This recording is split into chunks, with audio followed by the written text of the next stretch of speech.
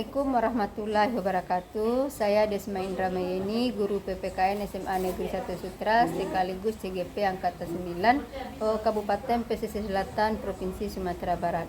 Yang saya hormati Ibu Yuliasari selaku fasilitator, dan seterusnya yang saya hormati Ibu Sri Wahyuni sebagai pengajar praktek saya.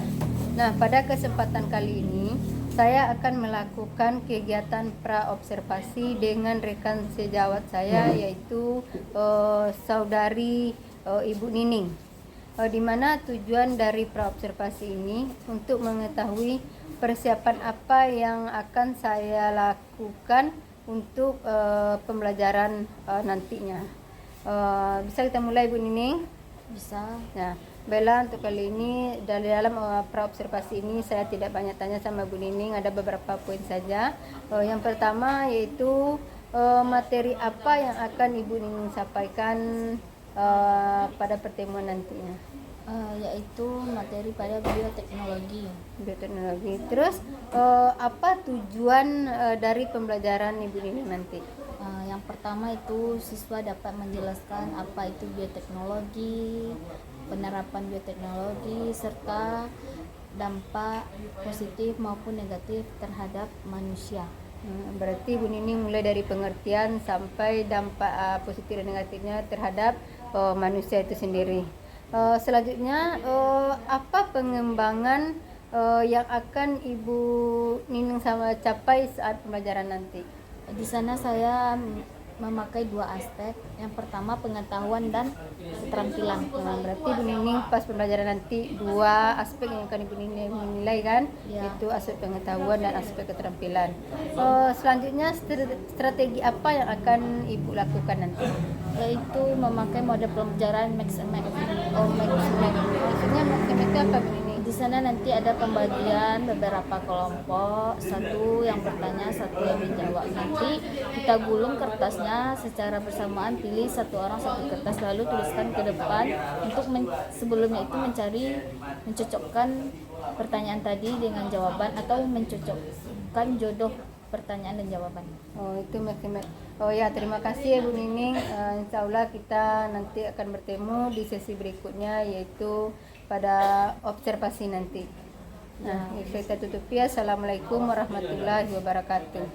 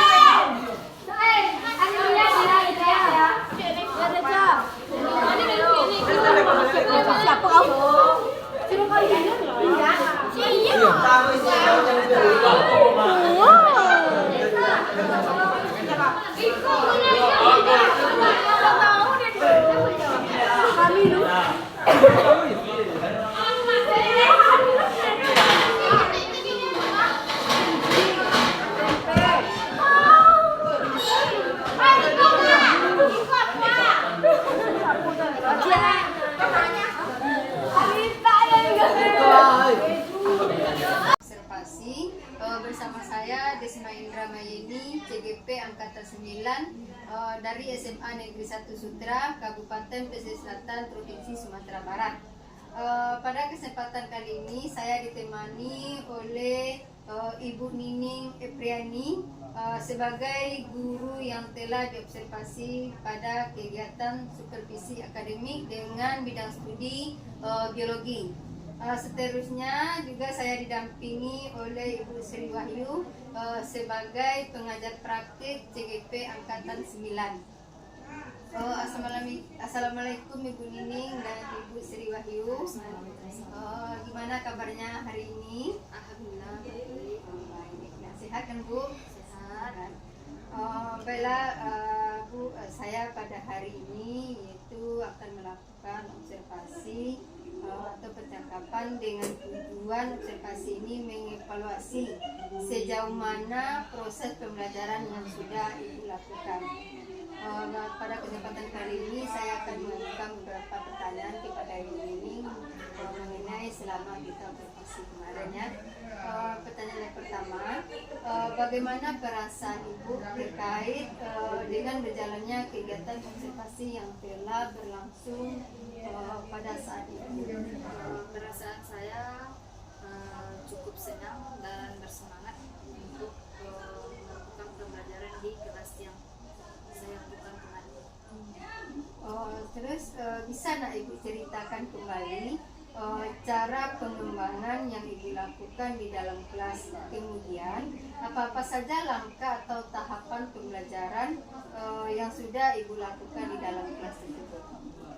Kemarin saya menggunakan metode pembelajaran Maxemax, di mana ada satu siswa yang mencari jawaban dan selalu membuat pertanyaan dan satu jawaban. Nanti kita secara acak dan disuruh anak untuk menemukan kecocokan pertanyaan sama jawaban tadi dan tuliskan ke depan secara rebutan, dan ini sudah saya lakukan. Anak cukup aktif.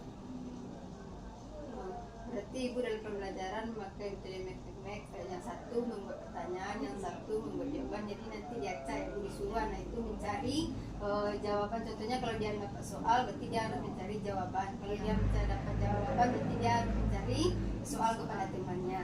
Setelah itu baru disampaikan atau dicatat di depan kelas.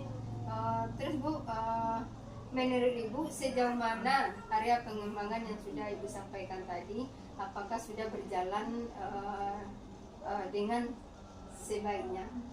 Menurut saya itu sudah berjalan dengan baik dan bisa dilakukan untuk selanjutnya.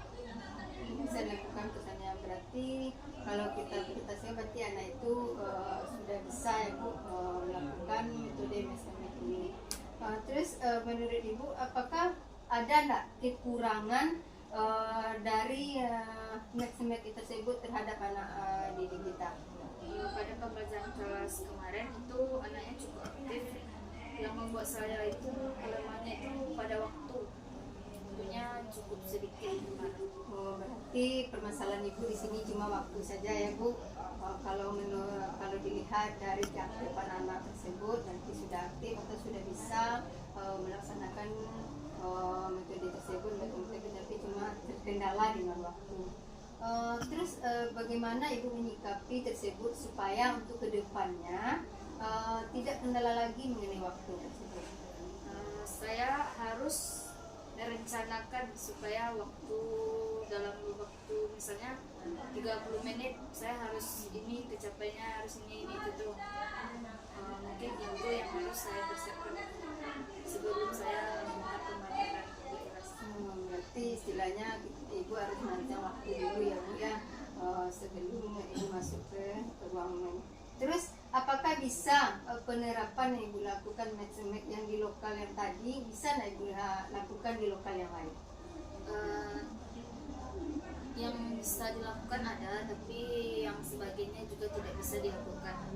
Berarti titik lokal itu pasti berbeda ya Bu ya. Kadang-kadang ada anak ini yang suka bermain dalam belajar, ada yang tidak. Berarti kita harus menyesuaikan situasi dan kondisi di kelas tersebut. Seterusnya Bu, apa solusi untuk lokal lain sementara materinya sama? Saya menggunakan metode GAP, dan di sana saya kaitkan dengan pembelajaran. Pertama, saya menggunakan puzzle, main ular tangga. Nanti di sana saya kasih tanda, ada pertanyaan di setiap nomor-nomor yang sudah saya tandai. Nanti anak disuruh melakukannya. Berarti kalau hal seperti itu Bu, berarti kalau kita lihat berarti anak itu lebih senang belajar dengan cara game itu ya Bu ya. Ya berarti otomatis kita harus jadi juga ya Bu dengan game tersebut ya Bu. Kita harus mampu juga menggunakan game tersebut. jadi bagaimana langkah-langkah Bu Nining selanjutnya dalam melaksanakan manajemen waktu tersebut? Sebaiknya saya harus merencanakan waktu, soalnya dalam materi saya harus dalam waktu detik ini, menit ini saya sudah siap, jadi waktu menjadi banyak untuk pelaksanaan saya mengikuti pembelajaran saya. Berarti waktu itu sangat apa ya Bu ya? Berarti di sini Ibu akan apa namanya? Perlunya menyimak waktu tersebut, yaitu berarti Ibu kalau di sini nampaknya Ibu akan banyak dalam permainan waktunya dalam permainan nanti ya Bu ya. Terus kira-kira kapan ya Ibu akan dilaksanakan perubahan dengan rencana yang telah Ibu sampaikan tadi? Maksudnya di sini Tadi kan rencana Ibu akan apa namanya mengambil waktu gitu kan? Kapan rencana Ibu? saat pembelajaran untuk berikutnya. Saat pembelajaran berikutnya. Baik Bu, terima kasih atas jawaban. Semoga apa yang Ibu rencanakan secepatnya dapat berjalan dengan lancar ya Bu. Baiklah, selanjutnya saya berikan kesempatan kepada Ibu Sri Wahyu sebagai pengajar praktek saya akan memberikan umpan balik atau tanggapan terkait jalannya kegiatan kota observasi pada hari ini. Terima kasih Bu Desma dan Bu Nining. Percakapannya sudah cukup bagus ya. Ada model ceritanya, ada identifikasi, ada tujuan yang pertamanya, ada tujuan pertemuan hari ini itu adalah mengevaluasi dari observasi yang telah dilakukan oleh Bu Nining di kelas oleh Ibu Desma sebagai observer. Di sini sudah kelihatan tujuan dan identifikasi apa yang telah dilaksanakan oleh Bu Nining di dalam kelas, dan juga permasalahannya tentang kesulitan dalam memanajemen waktu, mungkin juga persiapan dalam manajemen waktu sesuai dengan materi yang disampaikan.